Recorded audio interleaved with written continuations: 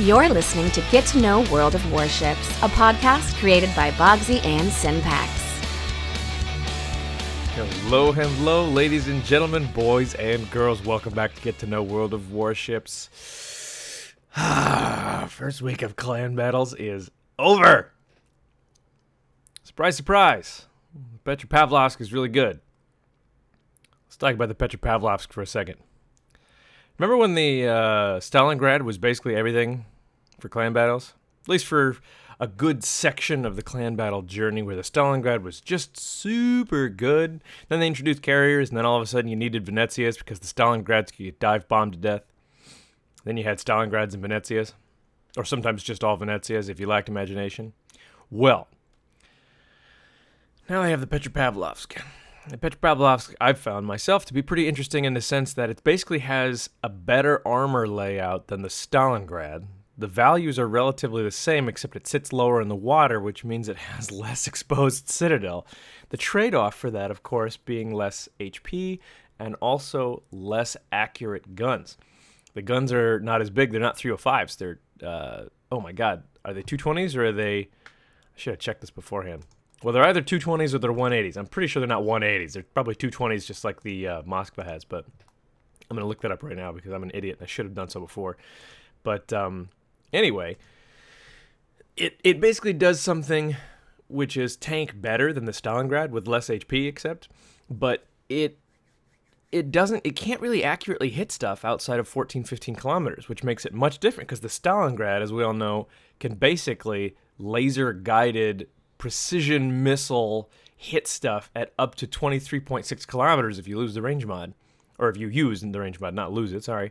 So like it's interesting. It's sort of like Wargaming said, hey, we realized the Stalingrad was a problem, so we're gonna put in a storm into half the battle so you can't actually shoot across the map, and then we'll add a new ship that is even tankier in some regards than the Stalingrad, but can't hit anything at that range. So it's sort of like the inverse of the Stalingrad in a weird way.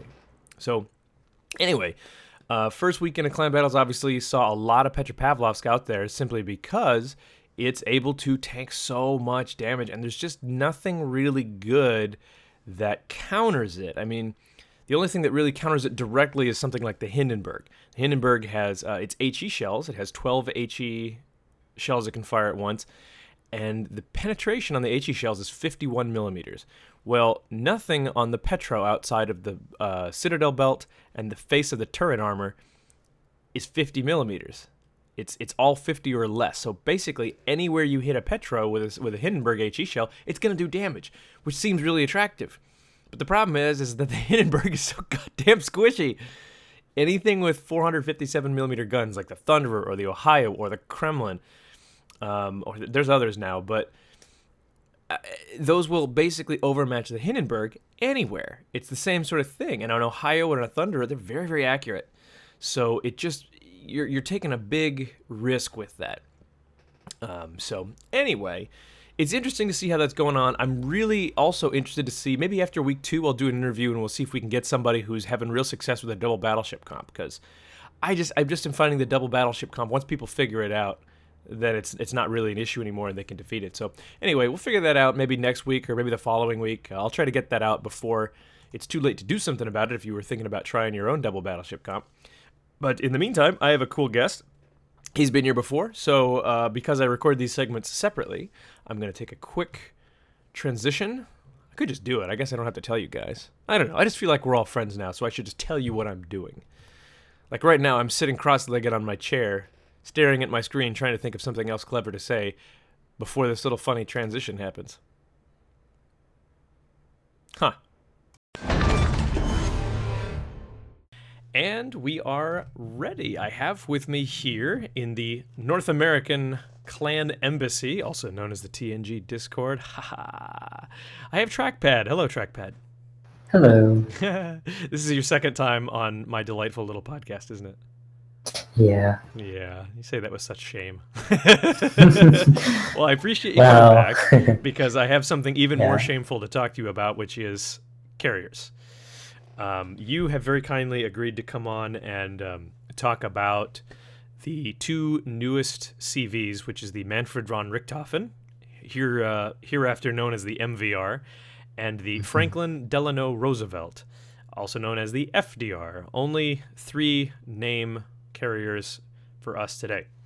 So, obviously, anybody listening who doesn't know, the Manfred von Richthofen is the Tier 10 German CV. It has specific things about it as AP dive bombers. It has AP rockets, which is unique to it. And it has exceptionally good secondaries and also very good armor. The FDR is a brand new Tier 10 CV. It is purchasable for steel in the armory. I think it's 33,000 steel at the moment if you don't use a coupon. And its gimmick is that it has great big fat airplanes that have lots and lots of HP, but don't get to attack very frequently. So I have asked Trackpad, and he has agreed to nicely come over here and discuss the differences about them and how they're going to fit into the clan battle and random battle meta. So, for those of you who don't know Trackpad, because he was on to talk about data mining and a couple of other cool things last time he was here, he is a CV player, but we don't fault him for that. He is with the clan Bonks, formerly known as Peds, who are frequent Hurricane visitors. The guy knows what he's talking about, and I'm excited to have a little conversation. So, first question, Trackpad. Yep. Did you ever buy a mouse, or do I need to send you one? I do have a mouse now. I don't use it for World of Warships yet, though, so I guess I can still keep the name Trackpad. Do you really play carriers with a trackpad? Yeah, I only use the mouse because recently Star Wars Squadrons released, right? And that was just, I could not play with the trackpad. It's just too much. Yeah. Oh my gosh. Okay, well, I guess I don't need to send you a mouse then. If you've got one, you just choose not to use it. That's fine. So let's talk specifically. Let me get your thoughts before we actually go into competitive meta and the really hyper specifics. Can you just give me how you feel about first the Manfred von Richthofen, and then we'll go to the Franklin Delano Roosevelt? How do you feel about it as a carrier compared to the others? Well, Manfred really is very unique. It's same thing with FDR. Really, these two carriers are just crazy concepts that I feel like Wargaming threw out because they were like, we need to try out these new things to see what we can do, right? I'm guessing in the future they'll try even crazier things with support carriers, possibly. Manfred, right, it brings 2 big things to the table, which is AP rockets and these AP bombs, right, that don't have to dive, which seems logical, but dive bombers didn't do that before. So specifically first for the AP rockets, it's tough to balance, right, because if they didn't have a lot of pen, right, then ships could just easily just turn left or right a little bit and just not be broadside enough to get significant damage. And on the other hand, if they have too much pen, then, well, they just too easily force people to turn, and it just doesn't feel like an engaging experience. In the current state, I would say that Manfred is much too strong with these AP rockets, much too strong overall, really, because if you're playing a cruiser against a Manfred, against these AP rockets, there are some cruisers, right? And of course, BBs, DDs aren't affected so much. But if you're playing, I'd say anything other than something like Goliath or Petro, you're not going to have a fun time. Because even if you can turn to, dodge these AP rockets, maybe that sets you up to get hit by another surface ship. Venezia isn't affected so much, I'd say, but really the ships that get hit hard by these things are Des Moines, really, and Zhao. So definitely not fun for those ships. The Torps aren't particularly crazy. I mean, they carry over the kind of fast speed, not so big HP gimmick of all the German carriers. Right. And they don't do a lot of damage. This is pretty much the Manfred's best bet for dealing with DDs, other than secondaries, and it's okay at it. I mean, they're not HE rockets, I guess, so it's doesn't deal with DDs particularly well. And then the dive bombers, right? Not only do they spend less time in AA because they just go straight down instead of doing this weird climb and then doing their dive. they have a heal, right? Mm-hmm. Which I forget every once in a while when somebody asks me something about MVR, I'm like, yeah, the bombers are like really strong, but I keep forgetting what makes them so strong, and that's the heal. So basically, every round by base cooldown is like 3 minutes. You can kind of just ram your planes through any AA you really want. Of course, you can't just go through like 6 ships or something because, I mean, maybe if you brought all 12, but I would assume you would pre-drop, right? Right. It's just much too strong because if you or your team needs a kill, right, and this is very important in clan wars, then you could pretty much just ignore this AA and go in and get your strike off. And I have heard that, the bomb dispersion is 50-50, which means half of the bombs land in the outer ellipse, half of them land in the inner, compared to the regular 75-25, Right. which means that they're less accurate, right? Yeah. So they're like kind of almost unfun to play with and unfun to play against, which I think is not great design, right? Because for the carrier player, these things are like unreliable nukes. And to the opposing player, it's like, well, do I die today? Let's roll the dice, right? I got no control. It's like playing German roulette, almost. Yeah. Well, so we've talked a little bit here now about the German carriers and what they do. The AP rockets, obviously, those are meant for cruisers. I can say even myself from personal experience that there are a few of the big fat battleships that have sort of like they're covered in thin armor, the French battleships, even the Yamato or the Musashi, sometimes the American battleships. If you sort of hit the upper belt with the rockets or you hit the superstructure, they can still do some decent damage, so it's not completely useless. But one thing to note is that, like you were saying, it's really difficult to handle destroyers with the MVR, wouldn't you say? Yeah. Yeah. The torpedoes do sort of work because the torpedoes themselves are actually pretty quick. And something seems to have changed in the last patch, and it seems to me like the torpedoes from the German torpedo bombers on the MVR, they seem to have a very tight cone. Sometimes I even see like the torpedoes overlap sometimes, and I kind of go, "Oh, what's that about?" Have you noticed that? Yeah, so I believe I can't remember, it was 0.9. Yeah, 0.9.9, right? There's an undocumented change where they added this weird like dispersion gimmick to the torpedoes. I believe they adjusted the tightness of several of the CV reticules. I didn't know where this was stored in the game prior to the change, so I can't quite use solid numbers to say Sure. I would change by this many meters, but That's okay. it's definitely observable. I've seen clips of here and there of like these crazy dispersion, and it's like, wow, that happened. Yeah. So the MVR, I mean, at least in random battles, how would you? Well, let's not do. Let's just move on to the. I'm still learning how to be a host. 54 episodes in. Sorry. Let's move on to the FDR and kind of give me a general overview of how the FDR, what its gimmick is, how it handles, and sort of what you can expect in terms of capabilities. Well, if I had to summarize FDR, well, you remember what I said about the MVR, AP dive bombers, which is unfun to play and unfun to play against. Uh-huh.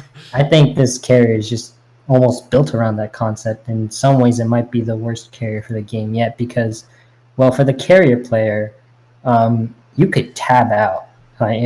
Almost, of course, like if you were competitive, right, you'd have to actually be trying, so you can't just tab out. But a lot of the game is spent flying around, or if you're at the part where you're actually attacking enemy ships, after you've done an attack, there's this absurd attack cooldown, right? Right. And you have to wait it out. A lot of this carrier's gameplay makes it very obvious that you are waiting for something. It's the polar opposite of MVR, really. And it's unfun to play against, too, right? Because you see these planes coming in and, okay, their gimmick is absurd HP, which means I cannot shoot them down, right?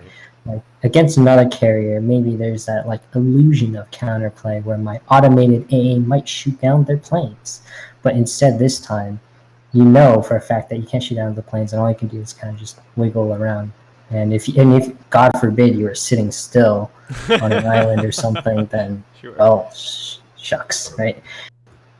So the only really, I would say, like, quirk about this carrier, other than that, right, which is the slow big planes, is the fact that their rockets pen 32 millimeters, I think, nothing more. Okay. And so this does mean that you do less damage to, like, some ships that have a bigger deck, like Petro, Stalin, and BBs like Yamamoto, Jiker, Kremlin, right? But for those ships, you can just bring out the torps. Yeah, those are not your normal strike targets for rockets, right? Yeah. So really, like, while MVR has, like, I guess, kind of a weakness, right? Like, it can't hit DDs, I guess, right? Not much of a weakness because it's so good at everything else. FDR can just strike everything, so nobody gets to have fun. And for those reasons, I don't like this carrier as a concept. I mean, how effective it is, it's effective at what it's meant to do, which is, I guess, be annoying. Be annoying. So the gimmick of the FDR is big, fat, heavy HP planes, and stop me if I'm wrong, but also enormous alpha strike potential, right? Well, the alpha strike isn't particularly huge. It is bigger. I believe the FDR's DB payload is slightly bigger. The torps, I haven't looked at the actual number itself, but, like, the individual torpedo damage is quite pitiful.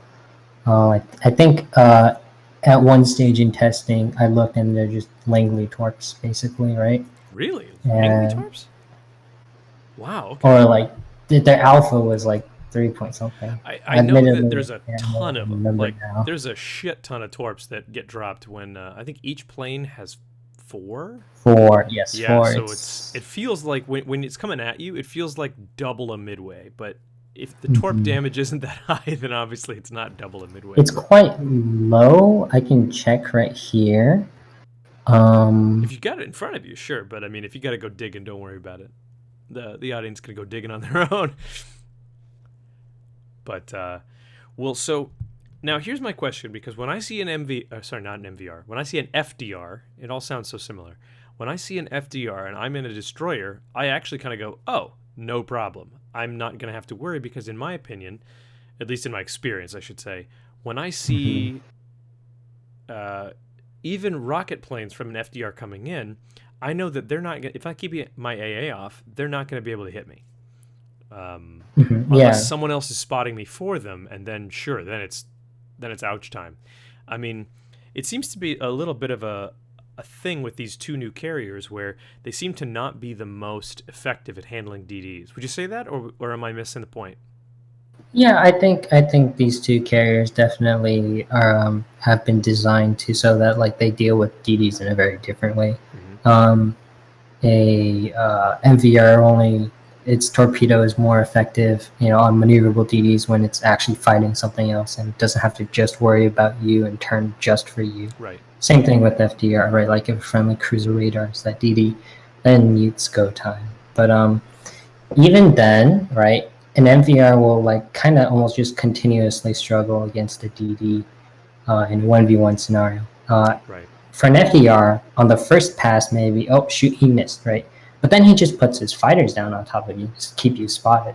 So then you have to either smoke up or start eating some damage, maybe. Right. And so in that case, I would say that FDR is not as bad as MVR. Now, sorry if I'm wrong, but the FDR rocket planes don't actually have a fighter consumable, right? I believe not, yeah. Okay, so that's at least one thing where at least the rocket planes can't find a DD, fly it over on the first pass, drop a fighter, and then come back for the kill shot. Oh, wait, yeah, that's right. That's the one thing that I've noticed in competitive, at least, because we've run into a couple of FDRs, and they're scary, no question, especially for cruisers and battleships. But I've been playing myself, just to editorialize for a moment. Like, I've been playing the Holland as a DD, and so whenever I see an FDR, I go, "Oh, buddy, this is gonna be great," because I know it can't hurt me. Whereas a Hakuryu or a Midway, I always felt like if they really wanted to, they could get in and hit me at least with one rocket strike. So let's go ahead and talk specifics about competitive. Have you tried both of these in at least a somewhat competitive format for clan battles? I haven't had the chance to try out FDR yet because, while I did, have the steel for it, my team hasn't called for the use of it yet. It thinks that Manfred's more suitable for its strategy. So I have used MVR, though, for the season so far. And how are you finding it dealing with the meta? You don't have to give up, any strategies from bonks or anything like that. Yeah. But, what's your opinion? Is it fulfilling its role as the cruiser killer? Yeah, because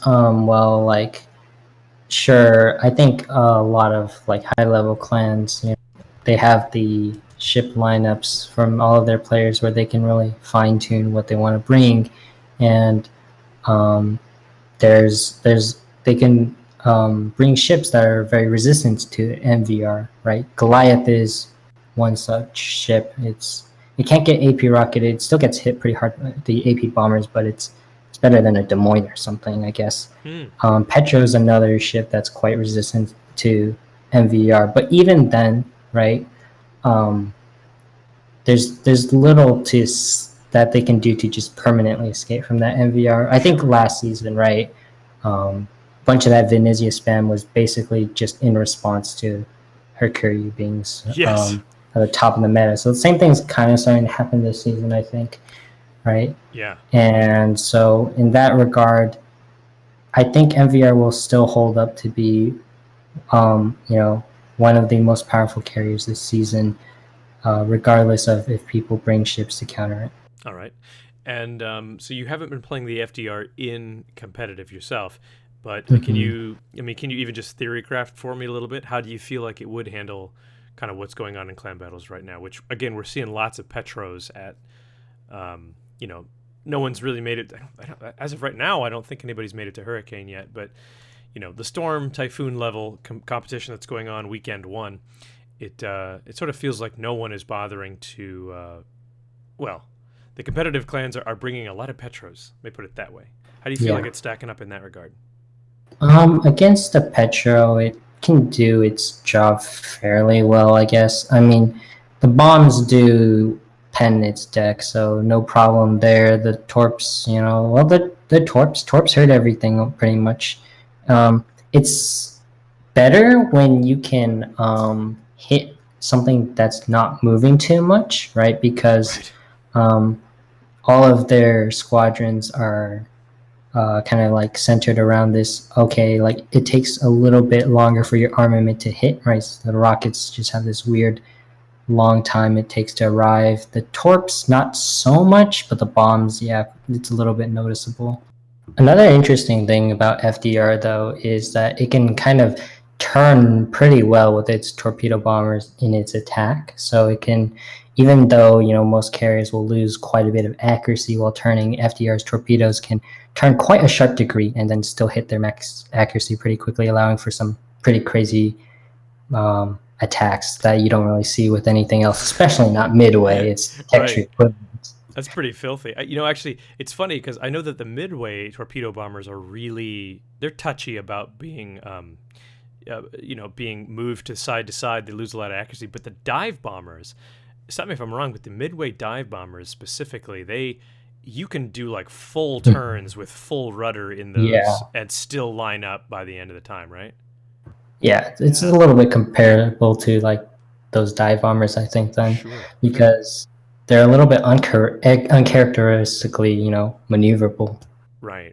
And stop me if I'm wrong, because I'm often wrong, but the Manfred von Richthofen's rocket planes also, you can do some ridiculous turns even after you have engaged your attack run. Is that right? Yeah, so the thing about these AP rockets, right, is ever since they were kind of introduced, was okay, these things are situational, right? If you have the broadside of a cruiser, then you'll punish them. If you don't, then you won't. But the fact that these things can turn quite well, which is pretty crazy, kind of defeats the point. So in that regard, MVR is a little bit silly because it's kind of going back on its original design concept. Same thing with the dive bombers, as I mentioned earlier, right? Which is they're supposed to have quick, squishy planes, but then the dive bombers get a heal, which is basically every 3 minutes you get to say no to AA. Right. So if you, let's say they asked you, hey, which would you rather play in competitive, in clan battles? Would you take the MVR or would you take the FDR?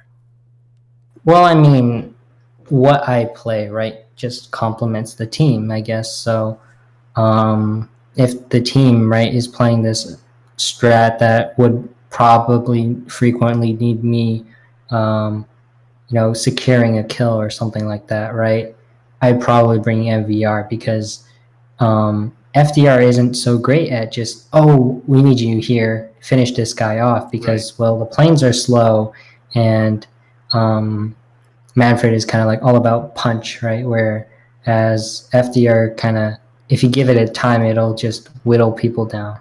Right. That's interesting. It almost, I've heard the FDR. Sorry if on hearing this podcast, if MVR and FDR sound too much alike, I apologize. But the FDR I've heard described as like a flying battleship in the sense where you just do these huge salvos and then you have to wait. And if you miss it, it really hurts because it's not easy to turn around and get another strike off. Does that sound apt to you? Yeah.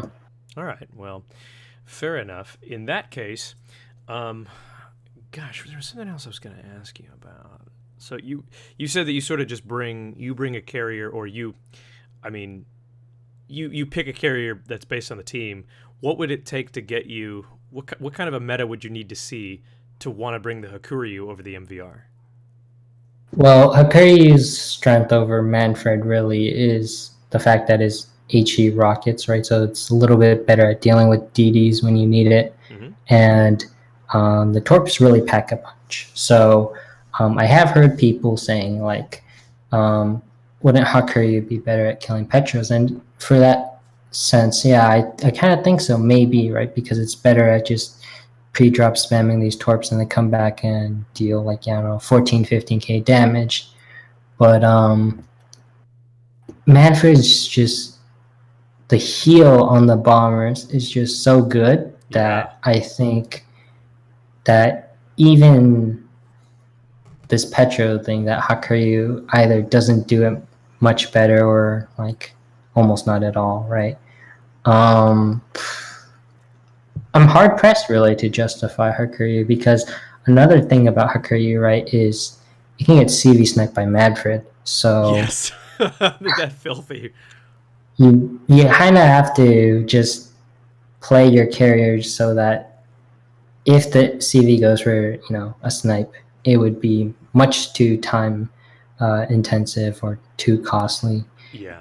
And I don't know. Some teams probably just don't want to deal with that. They're like, we don't want to deal with CV snipe, so we're just bringing Manfred as well. No, on the second day of clan battles this season, I was pressed into playing a midway of all things just because we needed a carrier and there was no one else besides me. And both the FDRs and the MVRs, both, as soon as they would see me, they'd go right for me. And I just went, oh man. So I had to, as soon as I saw either one of them sending planes past my own ships towards me, I'd just start, basically I'd go to the map and I would shift select multiple waypoints in a circle just so that my stupid ship would keep doing donuts to try and mitigate as much of the damage as possible. But against competent carrier players, it didn't really matter. They'd just figure out how to line up and take me out. I got CV sniped a couple times and sort of thought, well, this is fun and engaging. So then Hakuryu is out for the most part. It sounds like FDR is not really the way to go. It sounds like MVR is king this time. So my next question to you, and quite frankly, I think that's probably all the questions I have, because I think you've gone over the two carriers' strengths and weaknesses pretty well, is do you think that this is finally a season when DDs are going to be able to come back in, specifically because the Manfred's not great at dealing with it? Tough to say. I mean, you don't have many choices for which destroyer you're going to bring. I mean, you could possibly, like bring a Somers or Gearing, something like that, if you're doing something smoke related, right? Or you bring a Holland or like Smalland, right? Because those have great AAA. Right. The other destroyers, I can't say I can think of great uses for them, because these two like kind of roles either, smoke tool or like has AA and can fend for itself. Right. As much else you can bring. And even then, I've noticed that, the utility you get from a DD may not I'm referring to Holland and Smalland, right? Right. Aren't like something that you wouldn't get from, just bringing another cruiser or something like that, because, well, you don't really need the spotting because your CV spotting for you. Yep. And I think, well, one CV and one BB right now is just stronger than two BBs because of, well, it's a CV. Yeah, because it's a CV. really, the CV is just everything the DD wants to be, right? Which is, it's good at spotting, and it can do damage, right? Like, without putting itself in too much danger, right? Like the CV, obviously, it has planes, the epitome of not being in danger. And DDs, right? They were kind of designed with this like stealthy assassin kind of like archetype for video games in mind. Right. But I don't know, CVs just do them better. So it's tough, isn't it? Do you feel the concealment, right? Mm-hmm. Yeah. Well, I was going to say that, the one thing that DDs have over carriers is that DDs oftentimes have longer range torpedoes. I've been running the Holland myself, and I've found that I essentially create a no-go zone for the carrier. And better yet, if I can place myself in a position where the carrier doesn't expect me, I can wait until the carrier's the planes are about 3 kilometers out. Then you hit the AA, you start slashing those planes out of the air, and it has the bonus effect of also you can take caps easier, you can force radars because of that, and if someone decides to just kind of hold up on a corner, so to speak, like a cruiser, these ubiquitous Petros or what have you, you got 15-kilometer torps. They don't do a whole lot of damage, but they reload fast, they go fast, and there's a whole bunch of them. So I understand what you mean by saying that Holland is a pretty, if you're not going for a smoke meta, Holland is your way to go, just because it does so much that cruisers can't, I think is what you said, right? Mm-hmm. Actually, no, you just reminded me. This is something I have forgotten because I didn't prepare too much for this, but okay. Yu Yang is another DD that's good this season. Really? Why is that? Well, nobody's running Hydro. That's a good point. Petros don't have Hydro. Goliaths are probably running Def AA. Yeah. So what's going to spot the torps? That's a really good point. I'd never considered Yu Yang's deep water torps in that regard. However, I have run up against them.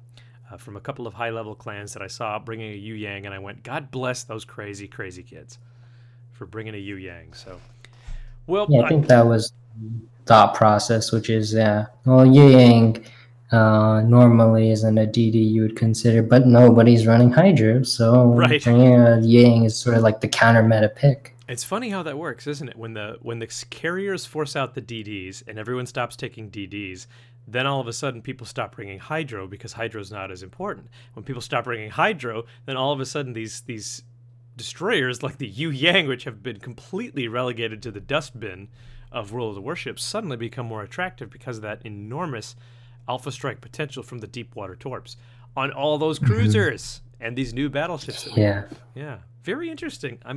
I'm excited to see how many clans start bringing Yu Yangs for that very reason. If you were to bring a Yu Yang, would you bring the radar Yu Yang like a man, or would you bring the smoke Yu Yang?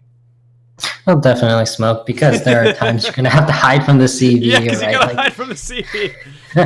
Like there are times where it's like, I just cannot be like spotted by the CV right now. I need to smoke up and that kind of thing. That's your survival mechanic. The Howland survival mechanic from the CV is just shoot down all the planes. But also, if you're going to bring a radar, right? Mm-hmm. Well, if you're going to have a radar DD, why not bring Smalland, right? The whole point of that Yu Yang, I think, in my opinion, is that you're out here to kill cruisers, and you're not going to be radaring a cruiser, so you might as well bring your smoke.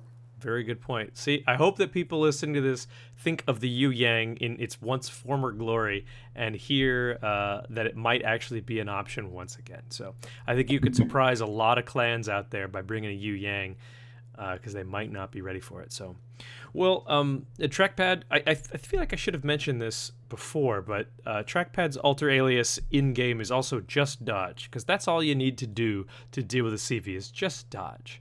So give him an 07 if you see him in-game, and thank him for being here. But is there anything you would like to plug, or anything you'd like to let my audience know about that you're working on or you're a part of, or anything like that? No, I'm good. Okay, fair enough, brother. Well, down below then there'll be a link to my Twitch stream, obviously also to the TNG